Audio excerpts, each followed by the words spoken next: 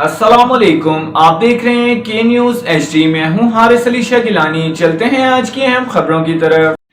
खबरों का सिलसिला आगे बढ़ाते हुए रुक करेंगे साहिवाल का। म्युनिसिपल कॉर्पोरेशन ने नवंबर में अब तक बिल्डिंग प्लान के मंजूरी से 58,47,000 रुपए से जायद की आमदन हासिल की, जो एक रिकॉर्ड है। जबकि सिर्फ एक दिन 21 नवंबर को 6 लाख रुपए से जायद की रिकवरी की। ये बात chief officer municipal corporation Ashfaq Ahmad ने कमिश्नर ऑफिस में होने वाले इजलास में बताई, जिसकी सदारत कमिश्नर साहिवाल डिवीजन शोएब इकबाल सैयद ने की। इजलास में additional commissioner coordination Shafiq Ahmad Dogar, DGP HA doctor Shahzeb, chief officer municipal corporation Ashfaq Ahmad, AC general Alizeh Rehan समेत दीगर मुतल्लका हुक्काम ने भी शिरकत की। उन्होंने बताया कि बिल्डिंग ब्रांच रोजाना की बुनियाद पर वसूल होने वाली दरखास्तों को फौरी प्रोसेस करते हुए ताकि कम से कम वक्त में बिल्डिंग प्लान की मंजूरी दी जा सके।